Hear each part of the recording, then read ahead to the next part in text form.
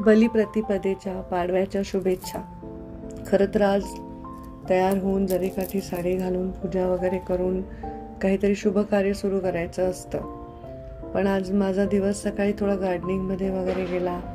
थोडे जुने प्लांटर्स वगैरे पाहिले. घरात असणाऱ्या थोड्याशा जुन्याच मूर्त्या होत्या, त्यांना सुशोभित करण्यासाठी थोडंसं ॲडिशनल काम केलं. माझ्या बादशाला अचानक बरं वाटायला नाही लागलं. डॉक्टरकडे नेऊन ॲडमिट करायची वेळ आली, त्यामुळे माझा मूडच पूर्णपणे गेला होता. जवळपास दुपारचे 4 वाजेपर्यंत मला दवाखान्यातच वेळ गेला. मी स्वतः जाऊन त्याला बघून आले.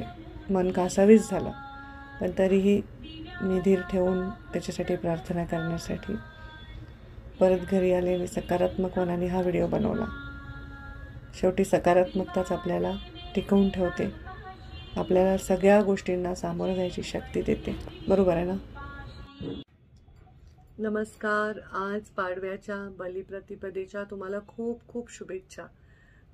मी असा एक संकल्प केलेलाच आहे की महत्त्वाच्या दिवशी, सणासुदीच्या दिवशी मी माझं अराजकीय, माझं घरगुती रुटीन जेव्हा मी घरी असते ते तुमच्याशी शेअर करावं. आणि या श्रावण महिन्यापासून याला सुरुवात झाली. श्रावणाचा महिना झाला, मग गणपती झाला, मग नवरात्र झालं, आता दिवाळीत सुद्धा मी लक्ष्मीपूजन सुद्धा तुमच्याबरोबर शेअर केलं. आता बलिप्रतिपदेच्या दिवशी, म्हणजे आपण त्याला पाडवा म्हणतो, हा अत्यंत महत्त्वाचा दिवस आहे आपल्या संस्कृतीमध्ये. 3.5 मुहूर्तांपैकी हा मुहूर्त आहे. या दिवशी कुठलंही शुभ कार्य आपण करू शकतो, कुठलीही खरेदी करू शकतो, कुठल्याही नवीन गोष्टीची सुरुवात करू शकतो. असा हा महत्त्वाचा दिवस आहे. याला बलिप्रतिपदा असं देखील म्हणतात. मी लहानपणी जेव्हा आजीला विचारायचे बलिप्रतिपदा ह्याला का म्हणतात, पाडवा म्हणजे काय, तेव्हा जी आजीने मला गोष्ट सांगितली, जी आता सगळ्यांना तुम्हाला माहितीच आहे, की बली हा असुर कुलात जन्मून देखील अत्यंत पुण्यवान आणि अत्यंत पराक्रमी असा राजा होता. 3ही लोकांवर त्यांचं साम्राज्य होतं आणि त्यामुळे त्या साम्राज्याला कोणीही हात लावू शकत नव्हतं. तेव्हा वामन रूपामध्ये स्वतः भगवान विष्णू त्यांच्याकडे गेले आणि त्यांना त्या राजाची ख्यातीच अशी होती की ते दानवीर असा बळीराजा होता. त्यांच्या समोर आलेला कोणताही याचक कधीही रिकाम्या हाताने जात नव्हता.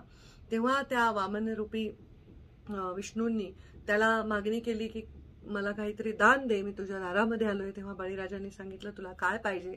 विष्णूंनी सांगितलं मला 3 पावलाची जमीन हवी आहे. आणि 3 पावलं जमीन विष्णूंनी मागितली. तेव्हा बळीराजांनी सांगितलं की लगेच मी तुला 3 पावलं जमीन देतो. आणि ही 3 पावलं विष्णूंनी पृथ्वी व्यापून टाकली, स्वर्गही व्यापून टाकला. आणि मग विचारलं 3रं पाऊल मी कुठे ठेवू.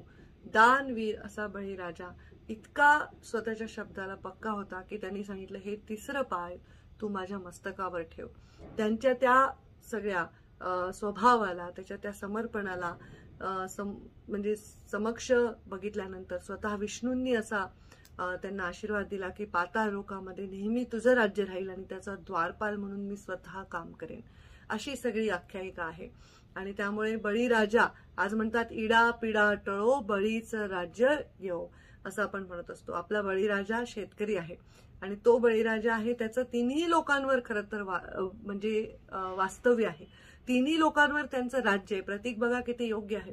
आज पृथ्वीवरचा कुठलाही देश किती मोठा महासत्ता असू द्या, बळीराजाशिवाय तो चालू शकत नाही. कारण तुमच्या तोंडात जेव्हा घास घालायची वेळ येत असते तेव्हा त्या भागातला शेतकरीच ते काम करू शकतो. म्हणून बळीचं राज्य आता 3ही लोकात आहे असं म्हणायला हरकत नाही. कुठेतरी पर्यावरण रूपी संकट या बळीराजाला अडचणीमध्ये आणत आहेत. पर्यावरण बदलत आहे. आज दिवाळी आहे, आपण जोरजोरात लड वगैरे वाजवून साजरी करतो. जितके मोठे फटाके जो वाजवतो तितका तो मोठा धनाढ्य माणूस आहे. किती मोठे फटाके, म्हणजे किती रुपयाचे फटाके आपण वाजवले ह्याच्यावर सुद्धा शाळेतले मुलं चर्चा करायचे आमच्या काळात. आता मला माहित नाही काय करतात. पण हे सगळं बघत असताना ह्याच्यात आपण कुठेतरी पर्यावरणाचा ऱ्हास करतोय. त्यामुळे आपली सणवार साजरी करत असताना आपण कुठलंही प्रदूषण, ध्वनीचं असो, वायूचं असो, कुठलंही प्रदूषण करू नये. पहा तुम्ही आता मुंबईमध्ये काय परिस्थिती आहे. दिल्लीमध्ये श्वास घेणं मुश्किल झालंय. पुण्यासारखं शहर जे अत्यंत चांगलं शहर मानलं जायचं, प्रदूषण बिलकुल नसलेलं, त्याच काही वर्षामध्ये त्याची काय परिस्थिती झाली आहे. शहरीकरण वाढलंय, जमिनी शेतकरी विकतायत बिल्डरांना, बिल्डर मोठे मोठे कन्स्ट्रक्शन करतायत. त्याची आपल्याला गरजच आहे, आम्हाला गरज आहे, मला गरज आहे, तुम्हाला गरज आहे. पण हे करत असताना पर्यावरणाचे नॉर्म्स आपण कुठेतरी धाब्यावर बसवतोय की काय, असा प्रश्न येतो. म्हणजे आत्ताच्या कलियुगात सुद्धा बळीचंच राज्य पृथ्वीवर आहे, बळीचंच राज्य तिन्ही लोकांवर आहे. बळीराजा जोपर्यंत पिकवणार नाही, आपलं पोट भरणार नाही. त्या बळीराजाला हा समर्पित असा दिवस आहे. बलिप्रतिपदेच्या तुम्हाला खूप शुभेच्छा.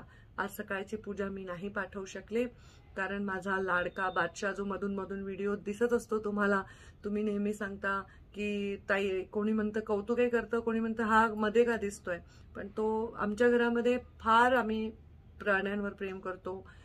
माझ्या आईपासून ते आम्ही बहिणी, आम्ही सर्व, आमची मुलं खूप जीव लावतो आम्ही आमच्या घरातल्या. म्हणजे आपल्याकडे पूजा करताना पण आपण द्विपाद चतुष्पाद म्हणत असतो, त्यांच्यासाठी पण आपण पूजा करत असतो.